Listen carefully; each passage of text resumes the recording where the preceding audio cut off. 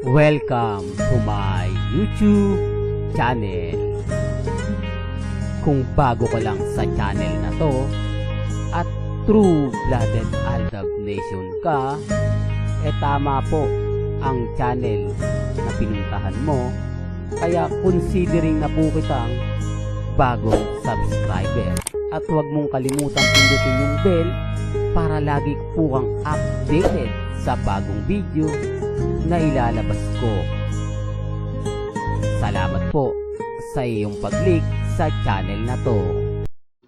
Welcome back mga kaaldab. Ito na naman po ang inyong lingkod, si Mr. Destiny. At syempre magbibigay tayo ng pinakamagandang update po ngayon sa social media. Syempre ang mga latest na naman po ang pag-uusapan natin. Hindi po kay Pangulong Duterte mga kaaldab. Syempre aldab pa rin naman po tayo. At ang pag-uusapan nga po natin ang mga article na mga sinusulat sa mga website at ang nagte-trending na naman po sa social media. Kahit po sabihin nila yan, wala naman pong problema. Hindi naman po tayo namimilit, di po ba? Kung ano po yung sa palagay nila na yun ang kwento, okay lang, nire-respeto natin yan at ginagalang. Kumbaga sabi ko nga po sa inyo dito po sa channel ni Mr. Destiny, kung ano lang naman po ang latest, kung ano lang naman po ang trending, yun lang naman po yung ihahatid namin sa inyo. Yun lang naman po yung pag-uusapan natin dito. Gaya nga po ng sinasabing si Mengay daw ganito ganyan. Yan po yung isa-isahin po natin. O ba rin to mga kaaldab? Well, marami nga pong ganap si Alden Richards. Etong sa March 16 meron siyang massive drops na kung saan nga po naghahanda na nga po raw siya. At sa March 21 naman po sa SM Mall of Asia. Well, unahin natin kay Mengay. Alam niyo po ba mga kaaldab na si Maine kaya daw po wala sa Itbulaga dahil buntis? Dahil lumalaki na nga po raw ang tiyan, kailangan na magpahinga. Kaya hindi daw po ito makikita sa Itbulaga. Kanya-kanya na pong haka-haka ang lumalabas. Kanya-kanya na pong komento ang ibinabato sa social media para lang po maibsan yung mga bagay-bagay na kumbaga pinag-iisipan nila. Sabi ko nga po sa inyo, gusto lang nila ng mga ganap kay Maine. Gusto lang nila na mawala po talaga si Mengay. Para nga po pabor kasi sa totoo lang po yan talaga ipupush nila Kasi pag wala nga po si Mengay sa Itbulaga, hindi maububuo ang aldab. Di po ba? Sinasabi nila kaya daw po si Alden nagpakita kasi si Mengay magpapahinga muna.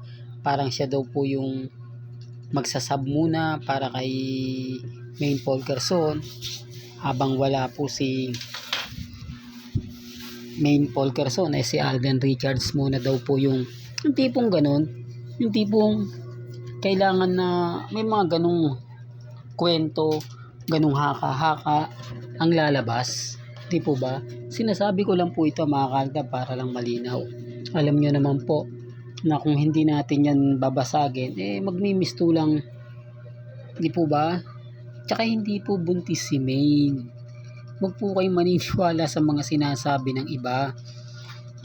Pinalalaki lang po nila yung issue para yung iba maniwala nga po na baka buntis nga naman si Maine, na baka ito na talaga yung katapusan ng aldab. Ito na yata yung pinakahihintay ng army. Yung tipong ganun, yung tipong guguluhin nila yung sitwasyon na alam nila na pag-uusapan, na alam nila na kumbaga makikita at madaling tatangkilikin. Tipo ba? Real talk mga kaaldab. Kaya nga po yung iba nagpipiesta naglulundag na sa social media, lalo na po yung mga army at Maine fanatics. Pero tignan natin, di po ba? Tignan natin kung ano nga po ba yung magaganap at mangyayari. Kasi yan talaga yung goal nila. Kapag si Mengay talaga matagal na nawala, yan po yung sasabihin nila. Pero pag dumating na si Mengay, wala rin naman po yan Tamemi pa rin po yan. Matatandaan nyo, di po ba? Noong September po, pumutok ang issue. September 2021, pumutok ang issue na buntis si Maine. Di po ba? Real talk to. Anong petsa? 2025 na ngayon. Sinasabi ko lang po ito mga kalda para malinaw. At ang unang pipiyok dito, si Henyo Master Joey De Leon. Di po ba? Hindi makakaligtas kay Henyo Master Joey De Leon yan. Di po ba? Kung si Pauling nga pinisto ni Henyo Master Joey De Leon na buntis Di po ba? Hindi, real talk to. Para lang malinaw, para lang po klaro. Sabi ko nga po sa inyo, may mga bagay-bagay po na mahirap nga po talagang ipaliwanag. Pero dumarating po yung point na yun at yun pa rin Po ba? Sinasabi ko lang po ito para lang po malinaw, lalo na po sa mga taong dumadaan at bumibisita po sa channel ni Mr. Destiny. Dahil kung magre-react po si Bossing si Henyo Master Joey De Leon, siyempre sasabay na rin po dyan si Ibyang. Ano sasabihin ni Ibyang? Hello, magulang po ako nang nakakaalam bago po kayo. Ibig sabihin hindi pa alam ni Ibyang. Sinasabi ko lang po ito mga kaaldab, para lang po alam po ninyo. Di po ba? Well, punta na tayo sa ating pinaka main topic, kay Alden Richards. Nagse-celebrate ngayon ang ilang Alden fanatics dahil sunod-sunod nga po ang mga project ni Alden, mga TV commercial, photoshoot, talagang ano na yung schedule niya, punong-puno na.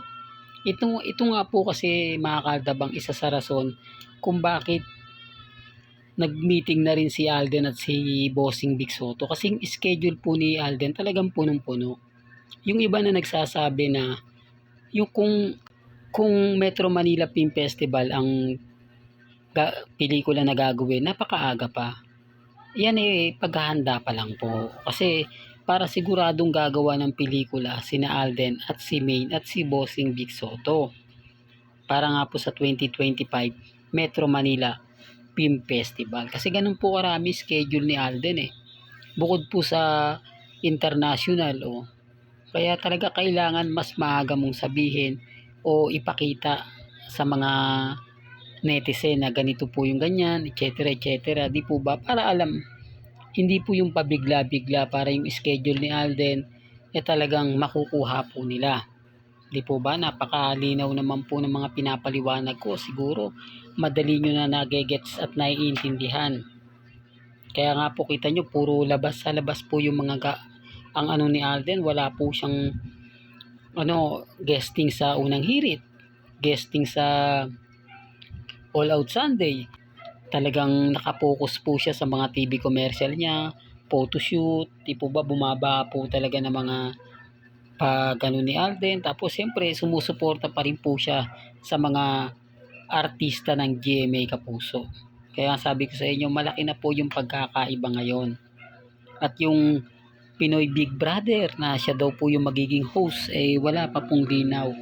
Kumbaga sabi nga po nila March daw malalaman, pero nasa kalagitnaan na tayo ng March, pero parang hindi pa rin binabalita. Pero gaya sinabi ko, may kanya-kanya tayong opinion may kanya-kanya tayong pananaw. Tignan na lang po natin kung ano yung magaganap, kung ano yung mangyayari, kung masusunod nga po ba. At dito nga po sa pagpunta ni Alden at ni Main sa event ng bench sa March 21, di pa po tayo sure dyan kung wala si Main o naandyan. Hindi po porket na wala po sa screen si Main Mendoza, hindi na po siya pupunta. Kasi kung titignan nyo po, maraming artista rin ang hindi po nakasama.